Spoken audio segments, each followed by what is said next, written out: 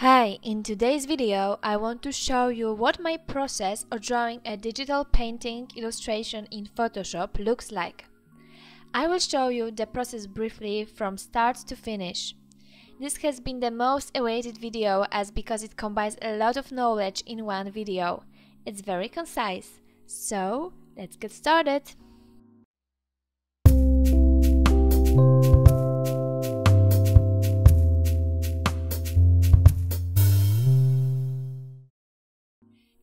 The whole process is presented on a drawing which I created as a part of a Draw This in Your Style challenge from paintable.cc. Alas, I forgot to start filming the sketch process for this drawing, so I will show you the sketching stage from another illustration.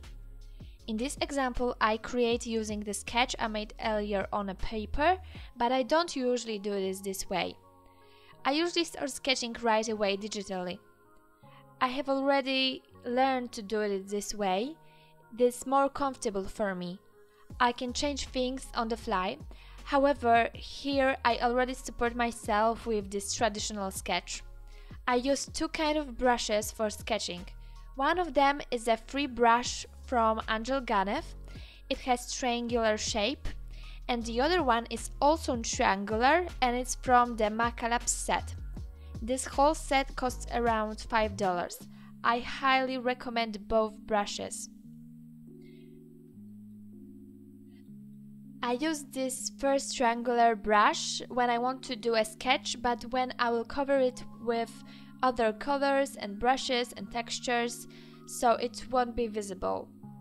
The mART brush, on the other hand, is very much like a pencil, so you can make the drawing has that organic look of a real pencil drawing. I really like that lines, they are beautiful. In this example, I'm now using Untitled brush right now, and in the second example, I'm using mART brush. I like that you can nicely shade some parts of illustration with this textured pencil. At the beginning, I try to focus on the whole image, so I don't zoom in too much, and I use a bigger brush. I try to capture the whole pose because then the drawing looks more dynamic and I don't focus on details. However, later I make the first version of a sketch more transparent and I start to get closer to the drawing, making the second one more detailed sketch as seen here. At the very end, I shape the sketch with Liquify or with the Ctrl+T transform tool. While sketching closely, I try to look at the reference loosely. I only look at the angles that the face and body have, but when it comes to the eyes and the nose, I come up with their shapes myself, the shapes that suit me. While sketching, then coloring, I combine a lot of references together. You can see them on the left side, and this is where I keep my mood board. Do you recognize artworks of different artists here? You can see on reference board, for example, original Draw in a Style. It's on the right side at the bottom. And you can also see other illustrations that I've chosen in terms of style, hair and other things. You can even see my hand because I wanted to get that exact pose I had in my imagination, and I couldn't find anywhere any references similar to the pose I came up with. So I had to photograph myself. This is a very cool way to create a vision of your imagination and get your own references.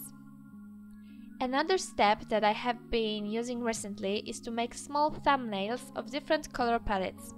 I copy sketch multiple times and I make my own brainstorm. I apply different colors that come to my mind. And in this case, I ask you on Insta stories which version you like best. This brown hair and red clothes version was the winner. I also liked this version the most, so I just chose those colors. As you can see in the next step, I'd apply them directly onto the canvas, but I don't always do it that way because I usually start from the one main color and then I select individual parts of the drawing with lasso tool, and then with the help of hue saturation, I maneuver the sliders.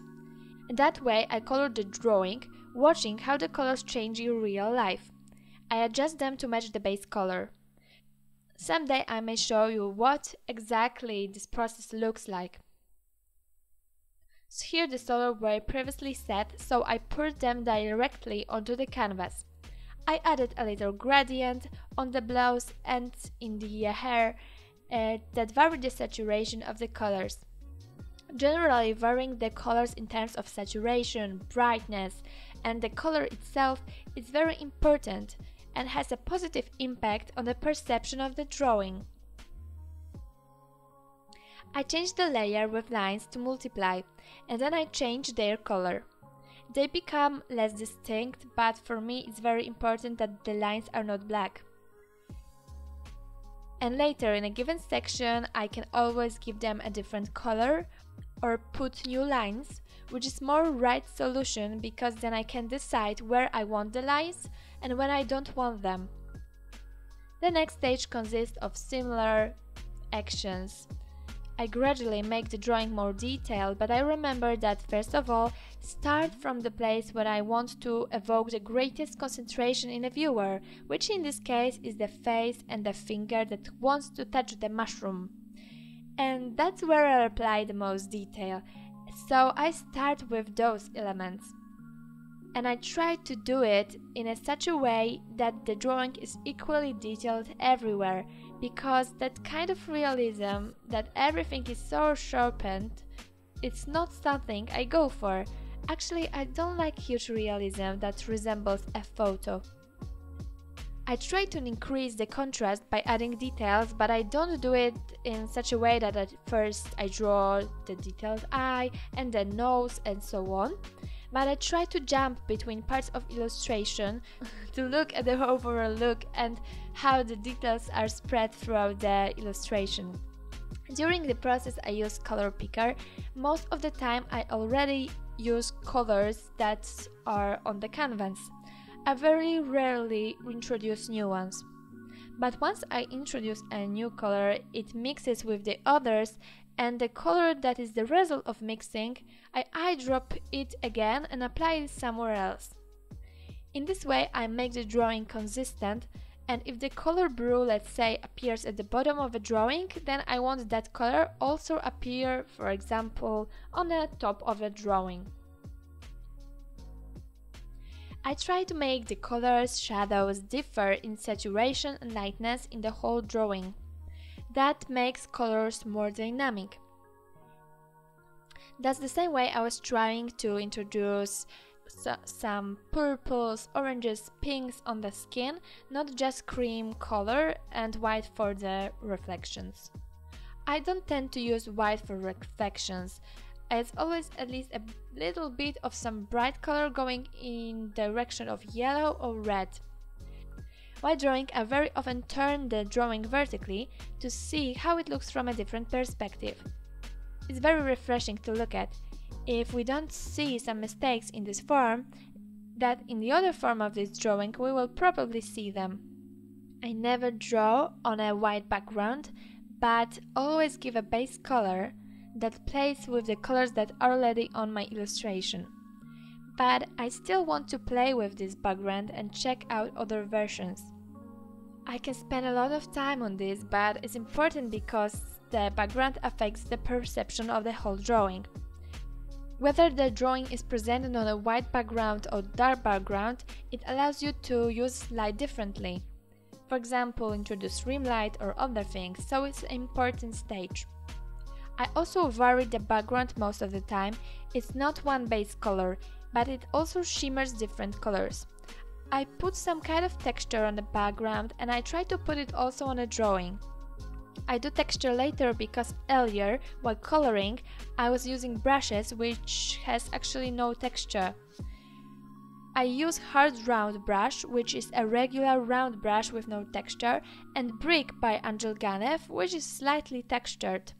But I want to add a stronger and more variable textures in my image. I will provide all links to the brushes in the description below. I'm gradually adding details and there could be always endless detailing, but I keep in mind where I want to evoke the most focus from the viewer, and that is where I give the most detail. I decided to add a blouse which will have a stronger flowy effect on my illustration. If I didn't like it, I would remove it. But it's worth a try because it can make a big difference in this drawing. Actually, it did change it, so I decided to keep it. If you add something but the drawing doesn't benefit from it, there's no need to cry over the time spent. It's better to remove that thing. When it comes to workflow, I like to merge layers from previous steps with each other. I leave a backup of layers in one group, and in the other group I copy and merge the layers and apply details on the new layer.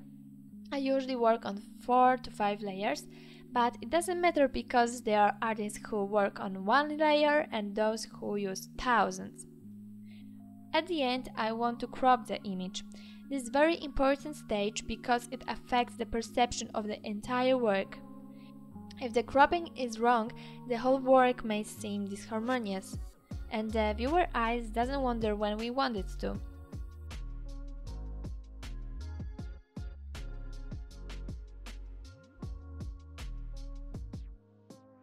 At the intersection of the axillary lines, I place the most important points in my drawing. Most often it's the face or some important object. At the very end, I do post-processing.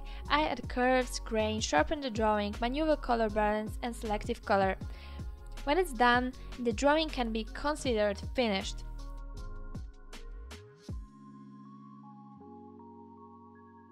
I hope this tutorial has given some insight into my drawing process.